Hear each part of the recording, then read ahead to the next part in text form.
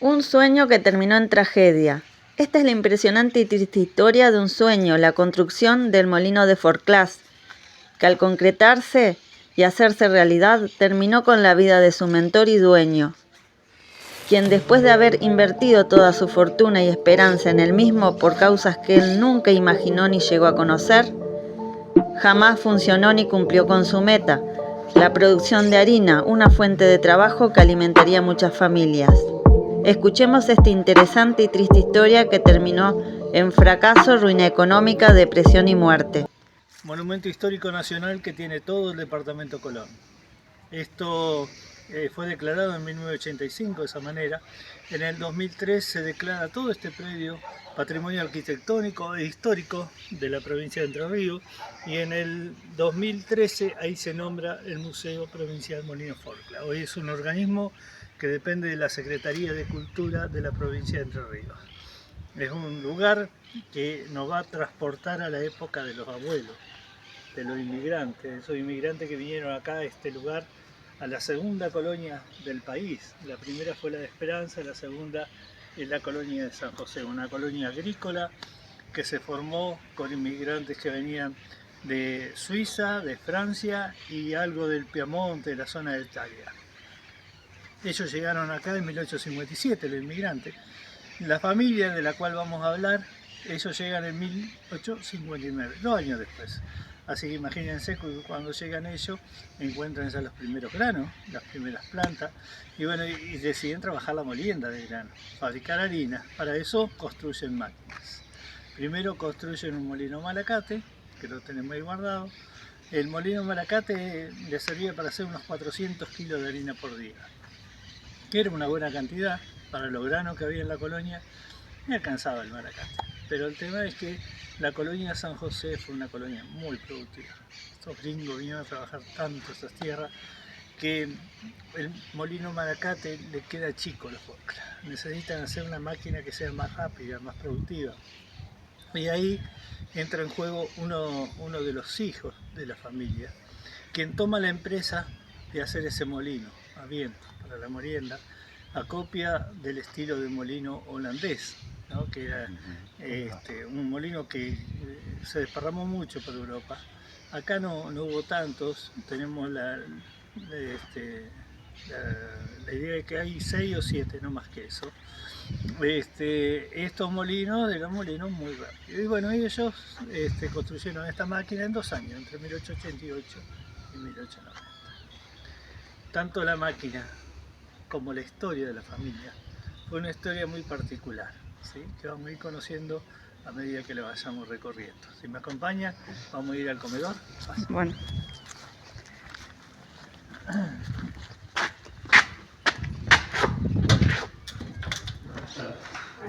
Buenas tardes. Bueno, esta es la casa de Juan, el que tomó la empresa de hacer el molino, ¿sí? Tiene el comedor grande, amplio, porque bueno, las familias eran familias muy grandes, muy numerosas, por ende los comedores tenían que ser amplios para poder abastecer a toda la gente, ¿sí? Las paredes son de ladrillo, sentado en barro, con revoque de barro la cal. Las tinanterías, los pisos de pinotea. La pinotea la traían como lastre en el fondo del barco cuando venían de Europa. Quedaba la madera acá y después se llevaban como lastre de semilla, grano y cueros, que eso era vendible en Europa. Y con esa madera nuestros abuelos construían los muebles. La parte duradera fue. Sí, es una madera fuerte. Sí. Acá está la cocina, está ambientada como estaba en la época, con elementos que pertenecieron a descendientes de la familia y algunos que pertenecieron a la familia. Ahí se puede ver la amasadora que está allá en el fondo, que era para hacer el pan, ¿sí? Y tiene una bacha, en esa bacha se colocaba la masa y se dejaba leudar, ¿sí? Ahí calentita entre medio de la madera, aparte de así la masa tomaba ese sabor de la madera. Bueno, está la cocina a leña, la fiambrera, acá atrás de la pared.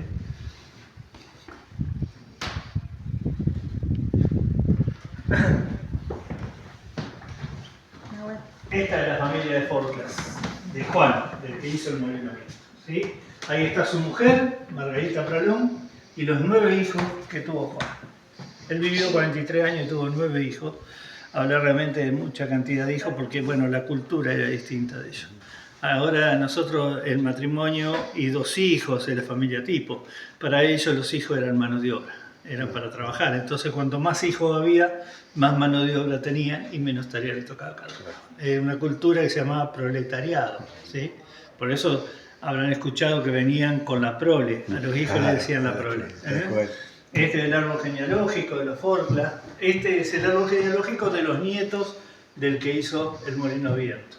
Este es el escudo, muy común en los europeos que tengan escudo. En el escudo uno puede ver la historia de la familia. Puntualmente los Forclaz vienen de un pueblo muy chico, se llama Fex, que está en el cantón del Valais, por eso está la bandera allá. Acá están en el escudo, ¿ves? Los Alpes, la zona del Valais. La cruz, que el vocablo Forclaz quiere decir cruce de caminos, ¿sí? Ahí está la cruz arriba.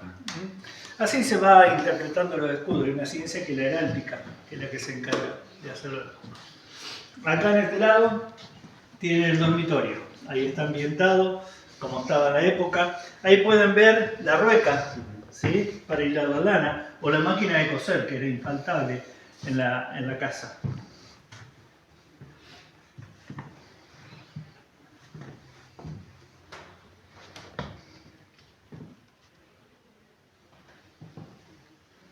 Ya le digo, los muebles algunos pertenecieron a los descendientes. A los primeros, ¿no? Sí, a los descendientes de la familia. Ah, a los descendientes. Sí, sí.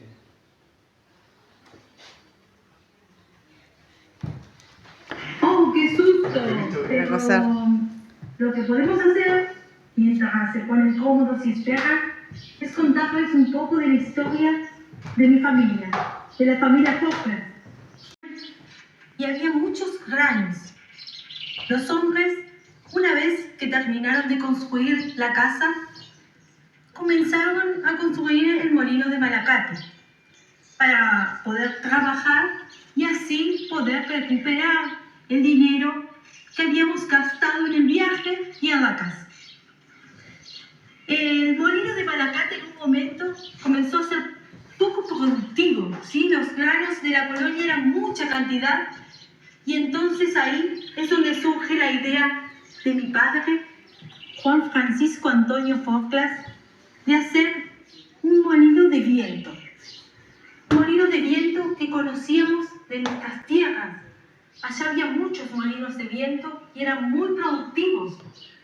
Él pensaba con este molino duplicar o triplicar la producción del antiguo molino. Entonces comenzó. Data de 1860. Es totalmente construido en madera, todo hecho a mano por los Forclaz. Para entender la máquina vamos a dividirla en 3 partes. Este es el motor que genera el movimiento, ahí están las piedras que muelen el grano y hacia arriba están las zarandas que seleccionan la harina de acuerdo al espesor de la molina. El motor tiene el disco movimiento, ahí estaban las mulas trabajaban con los ojos vendados porque se mareaban de tanto dar vueltas. Las mulas hacían girar el disco, giraba el eje y movían ese engranaje. Ese engranaje que está ahí abajo es una joya de la ingeniería porque es totalmente tallado en madera de quebracho.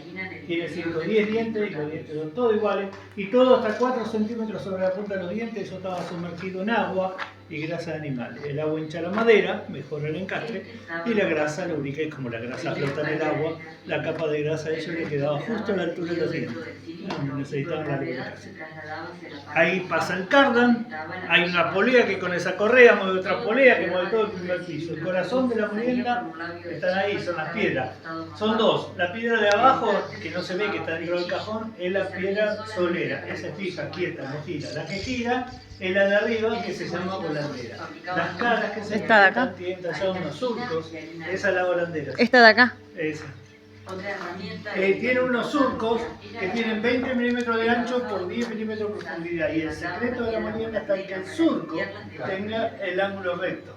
Entonces el vértice del surco se transforma en filo y ese cuchillo es el que corta el grano. O sea que el grano se coloca al centro, se mete entre medio de los surcos y por la misma velocidad de la piedra saca hacia el costado la harina y la vuelca en un cajón de madera que antes era todo completo, toda la piedra. Eso era para evitar que la harina se volara y para concentrar la harina hacia la parte de atrás. La harina caía en aquel cajón y aquel cajón tiene por dentro una cinta de cuero con unos cucharones de chapa que se llaman cangilones. Esos cangilones toman la harina, se van al primer piso y cuando dan la vuelta, vuelcan la harina en un embudo y ese embudo mete la harina en un cilindro grande que es el tamiz, donde seleccionan la harina de acuerdo al espesor. ¿Sí? Vamos a subir por ahí si quieren. Porque había escuchado que dos tipos de harina. La fina y la gruesa. Sí. Ahí vamos a ver a dónde caían ahora. Sí, sí, adelante.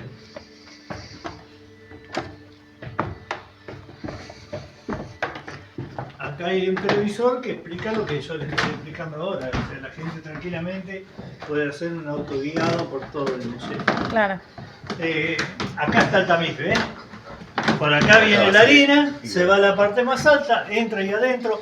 Acá estaba la malla más fina, acá caía la harina más fina. El resto de la harina sigue por adentro del tamiz, acá caía la harina gruesa.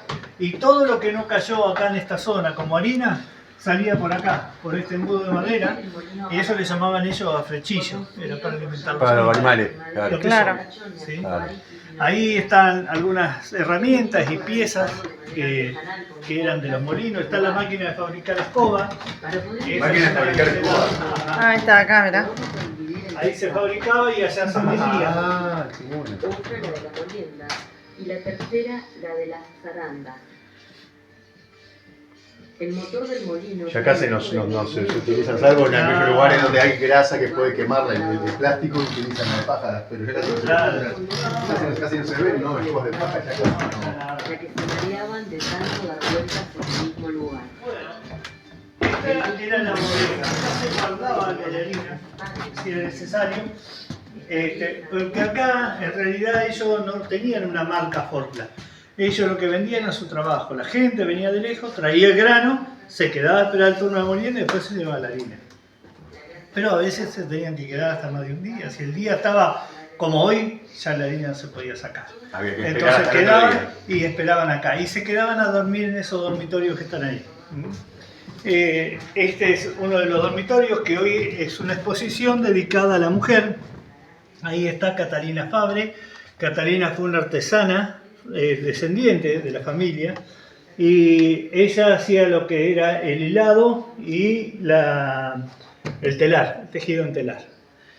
La rueca de Catalina, esa que está ahí, la original, esa es la que le dio origen al primer premio de la fiesta de la artesanía que se entrega la rueca de oro. ¿Sí? Es basada en la rueca de Catalina Fabre. Ahí van a ver el libro de producción, a donde se anotaba lo que se producía en aquella máquina. Ahí dice a quién le molían, cuánto molían y... Me había dado cuenta. ¿Viste, Nahuel? Un juego de ajedrez, eso que está ahí.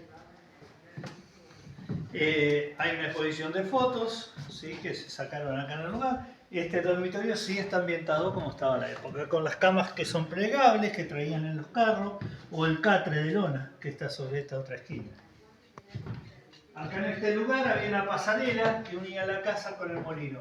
Por ahí se entraba al molino. El molino no se entraba por allá abajo, se entraba directamente acá por el primer piso. Y por ahí sacaban la harina y la metían directamente en la bodega. Ahí se pueden ver las grampas que sostenían la pasarela. La fiesta de la artesanía hasta hoy, es decir, pues yo estoy en conocimiento de la fiesta de la colonización que se realizó el fin de semana pasado.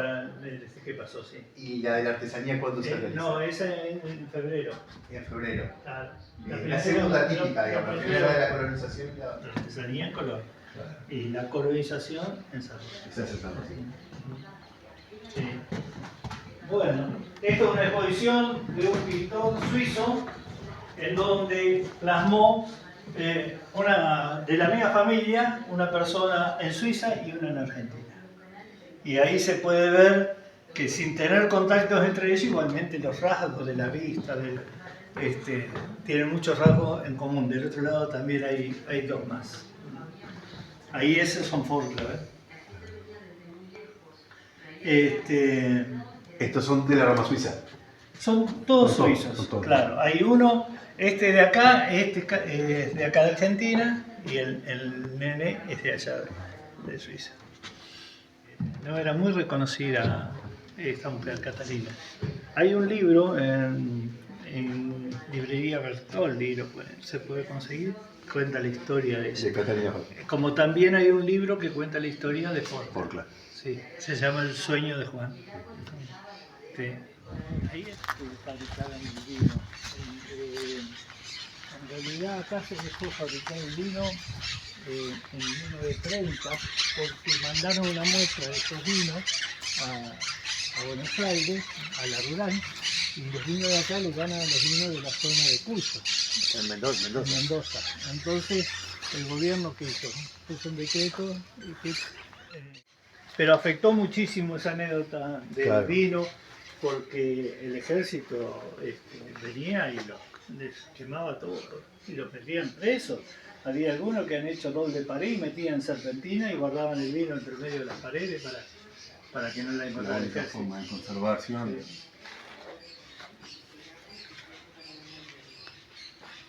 Sí. Todavía hay casas antiguas que Sí. en los sótanos tienen guardado la fabricación del vino. Lo metían en los sótanos y lo cerraban. Y quedaron ahí. Acá hay en San José, ahí enfrente de lo que hoy es el multieventos, ahí hay una casa que tiene el sótano y no la abrieron más. Y está ahí, y saben que está ahí. Queda Hoy, imagino ya cuando vienen para la... Con eso se alumbraba, ¿viste? Con la lámpara queroseno. Acá recibe tenemos mucho contacto con el gobierno de Suiza, a través de la embajada de Suiza. Todo el mundo sale llorando de esa guía. Y porque es la historia de toda la De comunidad, cada uno. de toda la De cada comunidad, uno. claro. Es increíble. Y después está la visita guiada nocturna, que esa se hace en la época de verano, se empieza a hacer a partir del 8 de diciembre. En esa es la de los sentidos. Ahí se pone en juego todos los sentidos. El olor en la casa, el olfato, qué bueno. se pone la vista, el audio, porque esto se hace a las 9 de la noche, se apaga todo lo que es la luz eléctrica y se encienden candelabros, Qué lindo. lámparas a querosén y se teatraliza como ilumina si fuera en la estaban época ahí. antigua. Claro. La parte mística está en que la guiada la hacen los duendes que viven en ese lugar. Ellos son los que te van contando la historia en primera persona, porque ellos vivieron esa época. Entonces te lo van describiendo a Juan como era. Es muy linda para los chicos, es preciosa. Van a buscar huevos a los locales porque están haciendo una torta. Mirá qué Es bueno. muy interactiva. Esa Claro. es la nocturna. Esa se hace solamente. Y en trabajan para colegios, imagino, también, y escuelas. Sí, hay muchos micros que vienen directamente para ver las guiadas, esas, sí. Son eventos especiales. Claro que se realiza. Es una piedra muy dura, sí, acá hay canteras de esa piedra. La Basílica Luján, la iglesia más grande de la República Argentina, está hecha con piedra mora que se saca de acá de Colón.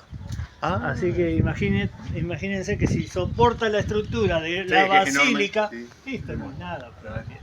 La parte de arriba es ladrillo, asentado en barro. La parte superior es un sombrero de chapa de zinc. Eso está apoyado en 4 ruedas. Una rueda de esa está acoplada a un engranaje. Ese engranaje corre por un riel dentado que da toda la vuelta sobre la pared del molino. De adentro, con una manilla, giraban el engranaje y podían girar todo ese techo completo, con las aspas incluidas, y ubicar las aspas hacia donde uno viene. ¿Sí? En los molinos holandeses tienen unos palos. Acá tiene todo un sistema mecánico para poder mover el techo, ¿no? Moderno. ¿Sí? Pero también él pensaba triplicar la producción de aquel molino y nunca llegó ni a igualar aquel molino.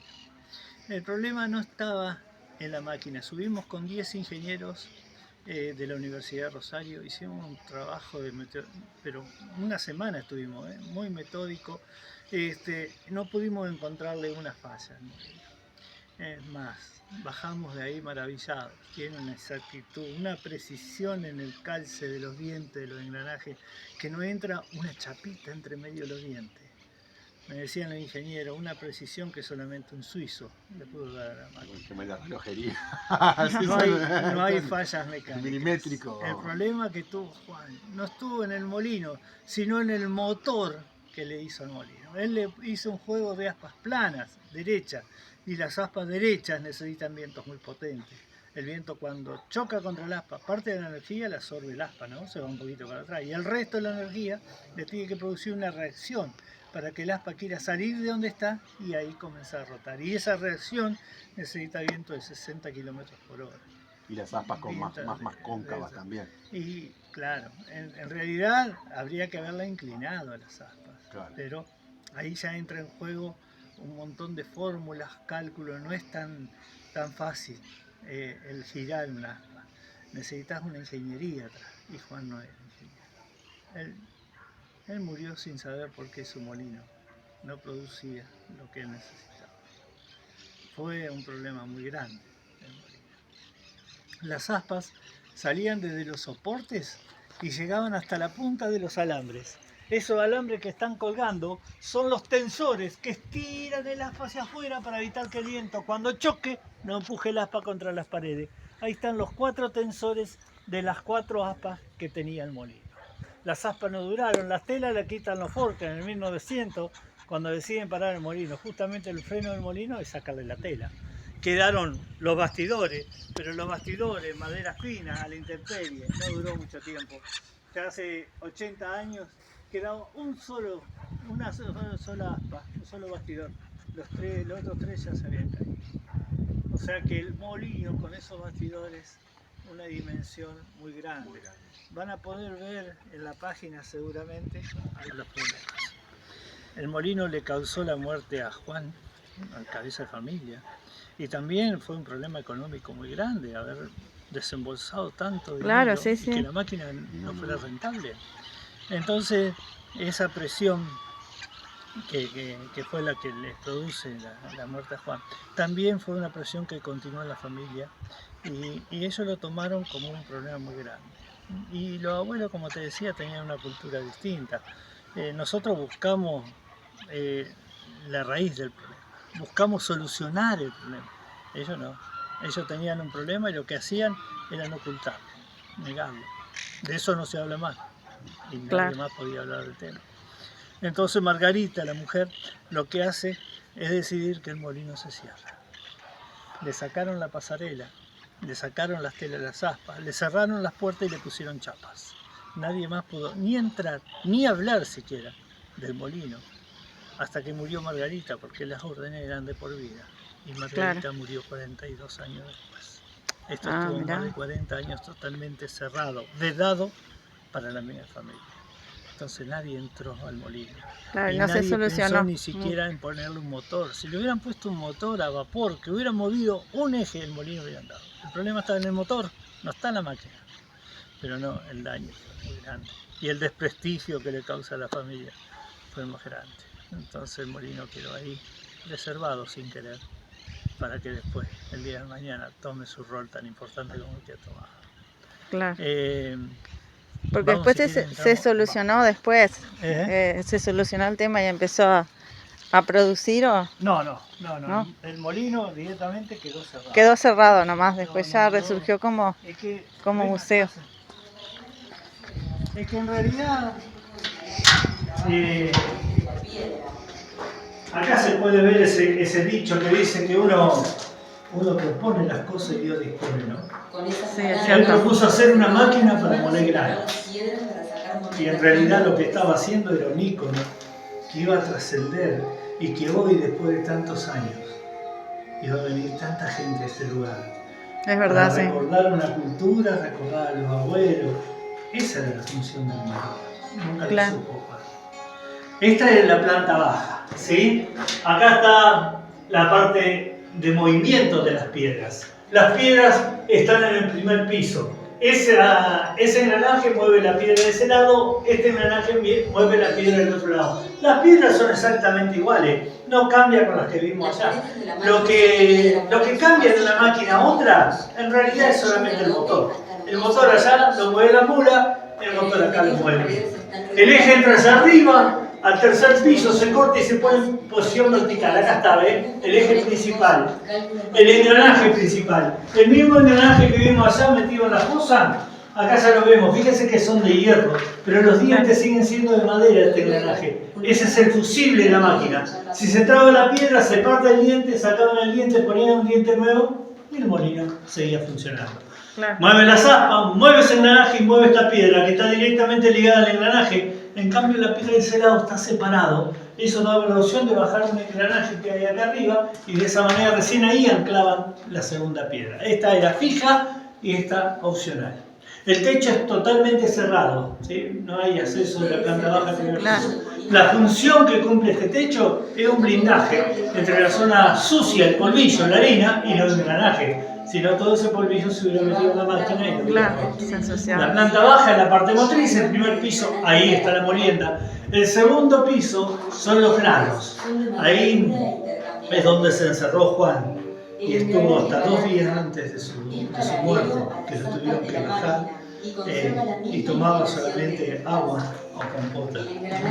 El tercer piso, ahí solamente subía una sola persona, que era el que iba a manejar la manija, girar el techo y ubicarlo hacia el tanque. Para saber de acá adentro dónde está el viento, Eso es lo que te quería a donde entra el eje de las aspas, tiene una ventanita, 10 por 10. Se mataron un ingeniero pensando que era eso. Ahí estaba en un pañuelito, un trapito. Y ahí según donde iba, pues sí, porque acá está cuando todo flameaba el pañuelo, ahí está bien. Ahí estaba bien. Había veces donde se giraba. Tiene es increíble. En el segundo piso tiene una máquina que tiene una poleita que va adosada al eje con una polea más grande. O sea, le da muchas revoluciones. Tiene 2 varillas con 2 pesas de quebracho. Eso cuando empieza a girar las pesas buscan abrirse, pero tienen unos ganchos que las retienen contra una varilla. Entonces eso empieza a descentrarse y empieza a vibrar y esa vibración se transmite por esa varilla que tocaba la zaranda. Entonces la zaranda seleccionaba la harina pero también vibraba. Cuando vibraba volcaba la harina en las paredes y no se empasta. Era un percutor. Tiene un taladro hace 150 años.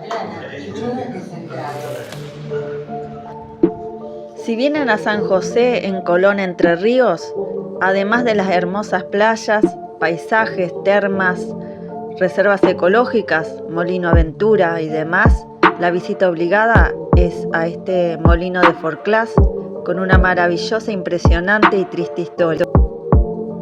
Si te gustó este video, no te olvides de suscribirte y darle like. Gracias.